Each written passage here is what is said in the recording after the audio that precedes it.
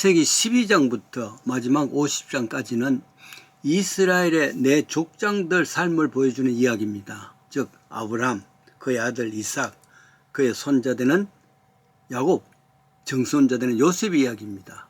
4대에 걸친 말하자면 파란만장한 다사다난했던 사건과 삶을 통해서 여호와의 관계를 보여줍니다. 말 그대로 네 사람 삶이 곧 파란만장의 일생이 현재를 사는 우리들의 생활과 닮은 모습이란 말이죠. 그 속에서 주시는 은혜입니다. 그런데 가만히 보면요, 그 파란만장하고 아주 어려웠던 삶을 통해서 그 중에 이삭, 두 번째 아브라함의 아들이죠. 이삭의 경우는 가장 평온했던 삶입니다. 나중에 거부가 되기도 하고 다른 족장들과 비교해서 180살 제일 오래 살기도 했습니다. 장수했단 말이죠. 아브라함은 175세에, 야곱은 120에, 손자인 요셉은 110세에 죽었지요. 이 다른 사람의 족장과 비교했을 때 왜 이삭은 이런 축복을 받았을까? 그리 큰 어려움이 없이 살았을까? 평온하게 살았을까? 이걸 생각해 보면서 현재 우리가 살아가는 삶에서 적용할 수 있다. 그래서 그 이삭이 가졌던 그 축복이 우리의 것이 될 수 있다. 이런 생각을 해봅니다. 당시 그의 삶을 통해서 그가 가진 축복을 통해서 우리도 그렇게 살아야 되겠죠. 몇 가지를 한번 찾아봤습니다. 첫째는 이삭에게는 아버지에 대한 효성과 순종이 대단했습니다. 이는 꼭 아버지 아브라함에게만 아니라 연장자를 노인에게 배려와 순종하는 모습입니다. 아마도 이삭의 나이는 15살쯤 됐을 줄 압니다. 이른 아침에 아버지가 이삭에게 하여금 모리아 산에 가서 여호와께 제사를 지내야 되겠다. 같이 가자. 그래서 이삭은 나뭇가지들과 그리고 불 가지고 출발했습니다. 같이. 가다가 가만히 생각하니까 걱정이 생겼단 말이죠. 뭐냐면은 아버지께 아브라함께 묻습니다. 아버지, 이상한 것은 여기 장작도 내가 다 가지고 불도 있는데 제사 지낼 양이 없지 않습니까? 질문하자 아버지 아브라함은 하나님이 예배해 주셨겠지 하고 그냥 갑니다. 아마 그럴 때에 아브라함의 가슴이 섬찟했을 줄 압니다. 왜냐하면 양은 바로 이 아들 이삭으로 하나님 앞에 제사 지내기로 마음먹었거든. 하나님께서 그렇게 요구를 했지 않습니까? 이삭은 그걸 모릅니다. 드디어 범죄단에 도착했습니다. 그런데 아버지가 자기를 꽁꽁 밧줄로 묶은단 말이죠. 아브라함 생각은 이삭을 하나님 앞에 태워서 제물로 드리겠다. 그런 생각으로 몸을 묶었단 말이에요. 이삭의 생각에는 말이죠. 그때 나이가 15, 16세 되니까 아니 왜 나를 묶지? 아버지는 그때 나이가 110세 넘었습니다. 노인 중에 노인입니다. 그러니까 박차고 나오면서 아버지가 날 죽이려고 했죠. 그렇게 아버지에게 대들 수가 있는데 자기가 얼마든지 나갈 수 있는데도 불구하고 아버지 뜻에 순종하는 마음으로 그대로 있습니다. 육아에서는 효를 참 앞세웁니다. 그러나 이삭의 효는 질이 다릅니다. 구약은 그림자고 신약은 그 그림의 실상이라 그랬습니다.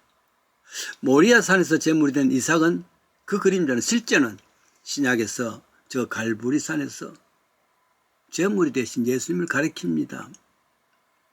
이 그림자의 실상은 예수님이라는 말입니다. 하나님께 순종하듯이 그 순종하는 어린 양 예수의 모습이 구약의 그림자로 나타난 것이 이 이삭의 이야기 아니겠습니까? 둘째로 100배의 축복도 받은 이유가 뭐냐? 그는 온순하고 성품이 온유하며 그런 성품이기 때문에 그 결과가 되어졌다. 이삭이 살던 가나안에 흉년이 들었습니다. 그래서 이방 지역으로 가서 농사를 짓습니다. 그의 100배를 얻었단 말이죠. 마침내 그곳에서 거부가 됩니다. 창세기 26장 12절의 표현입니다. 그런데 그곳의 원주민으로 살던 아말렉 족속들은 시기를 해서 이삭이 판 우물, 아주 어렵게 산 우물인데 이걸 메워버립니다. 당시 우물 하나는 판다는 것은 부족 전체가 전 생명에 달리는 것인데 이건 전쟁을 싸움을 걸고 온 것입니다.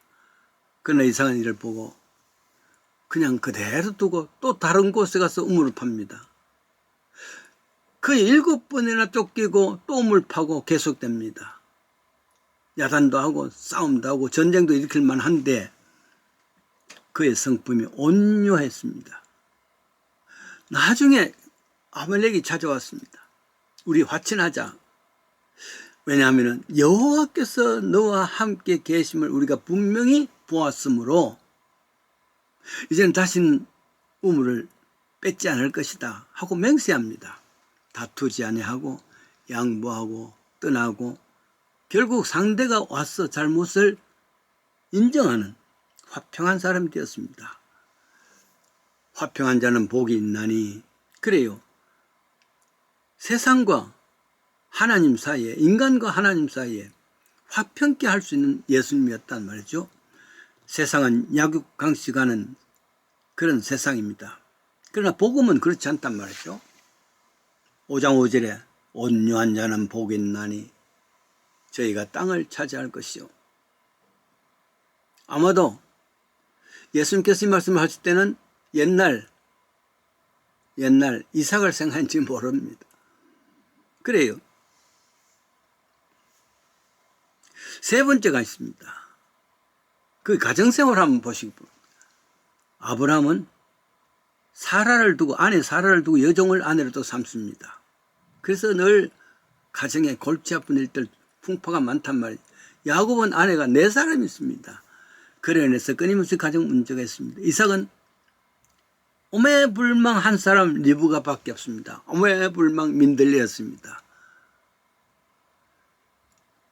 특별히 그는 이방 사람과 결혼하지 아니하고 자기 족속에 되는 외가에 가서 리브가를 데려왔단 말이죠.